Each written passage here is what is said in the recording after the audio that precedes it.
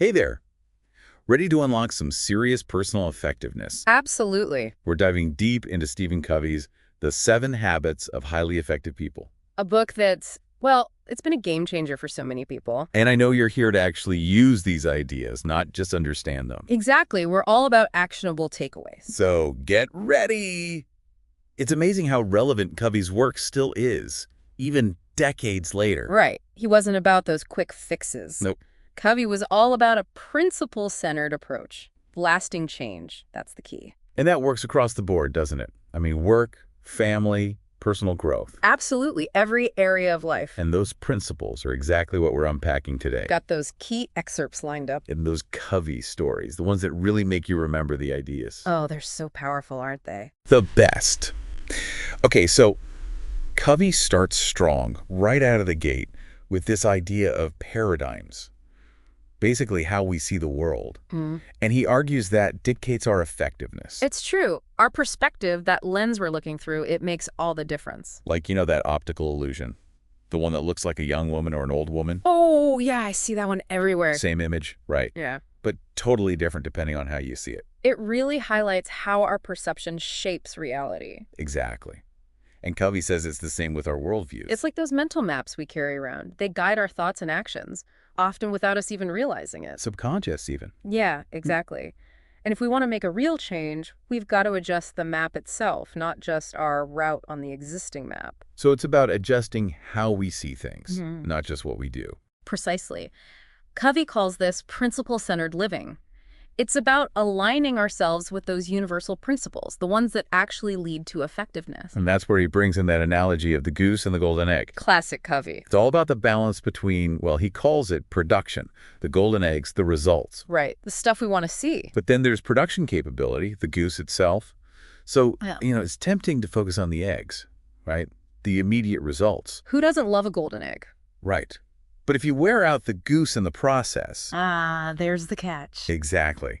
Have you ever, pushed yourself to a deadline but neglected your health? Or poured everything into work and your relationship suffered. Exactly. That's neglecting the goose.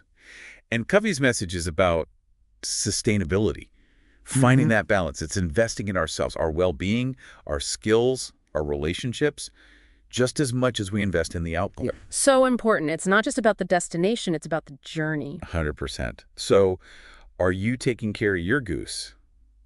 That's the question, isn't it? It is. It's something to think about. We'll be revisiting this idea of the PPC balance throughout our deep dive. Looking forward to it. Me too. Now, let's get into those habits, starting with the foundation, what Covey calls private victories. The first 3, right. Yep. And those are all about mastering ourselves before we even try to go out and change the world. Inside out, that's what he calls it. Love that. Because you can't lead others effectively if you're not leading yourself, right? 100%. You have to start with you. Exactly. So habit 1, be proactive. And this is more than just being busy. Oh, so much more. It's about recognizing we have a choice in how we respond, no matter what's going on around us. We always have a choice, even if it doesn't feel like it. Exactly. And one of the most powerful examples Covey gives is Viktor Frankl. Oh, wow. Yeah. Who survived the Holocaust. And even in that kind of suffering, he found he still had the freedom to choose his response. Incredibly powerful. Think about that. Even in the most extreme situations, we have the power to choose. It's empowering, isn't it? So empowering. And that's where Covey brings in the idea of our circle of influence versus our circle of concern. Where do we focus our energy? What do we have control over? Exactly. Are we spending our energy on things we can control, our circle of influence, or on things we can't, our circle of concern? Because we can't control everything. Right. But we can control how we react. Exactly. So think about a challenge you're facing right now. Is it something you have direct control over? If so, that's your cue. Time to be proactive, make a plan, and start creating a solution. Love that. And as we proactively tackle those challenges, our circle of influence grows. So cool. Like a muscle we can build. Exactly. Yeah. Okay, so being proactive leads perfectly into habit 2. Begin with the end in mind. No, this one's big. It's huge. This one's about defining what success means to you, your criteria, what matters to you, and then using that as your guiding star. Creating a roadmap, essentially. He uses a pretty intense visualization.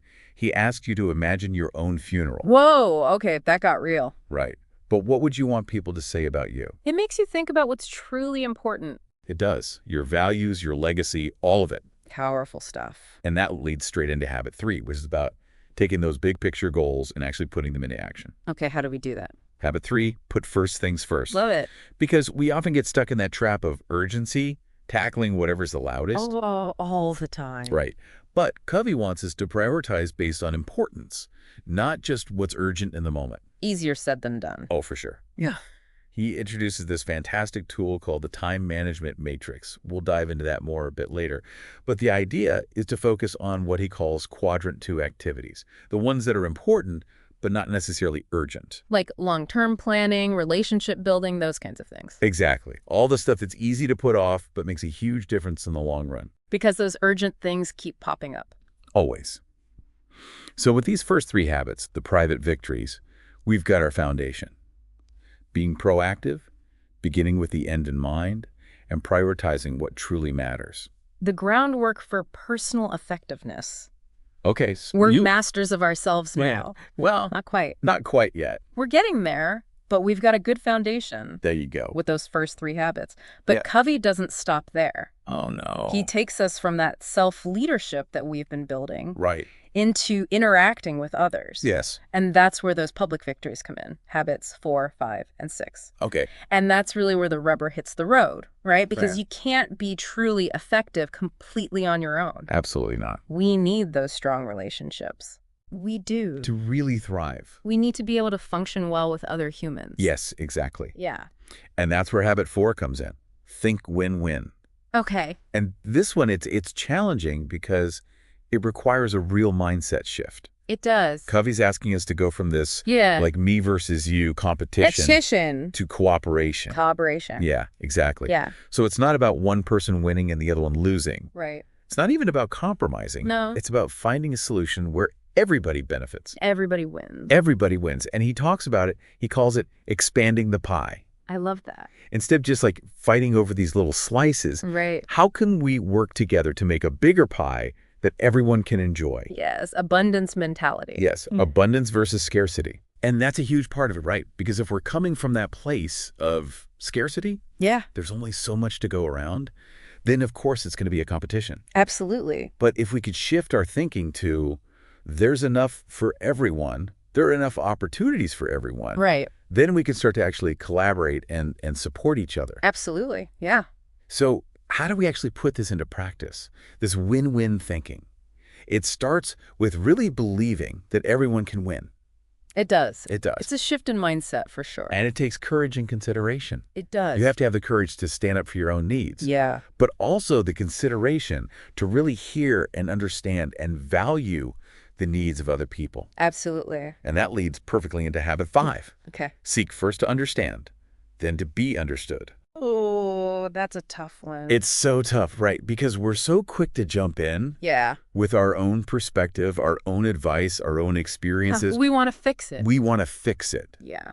but we're not really truly listening Right. to what the other person is saying. Yeah. Covey tells this great story about a father Okay. who's trying to connect with his teenage son who's going through something. Right. And the dad keeps trying to give advice, drawing on his own experiences, Yeah. I've been there. but he's not really listening He's not really hearing him. to his son. Yeah.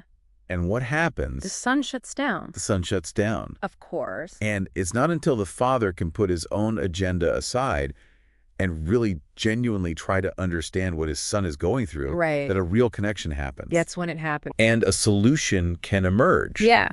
So how do we actually do this? Yeah. How do we practice empathic listening?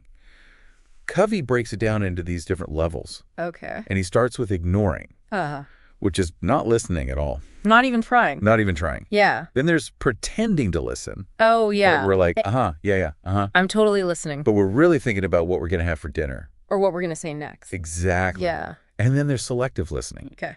where we only hear what we want to hear. Right. We tune out the rest. Yeah, we've all been there.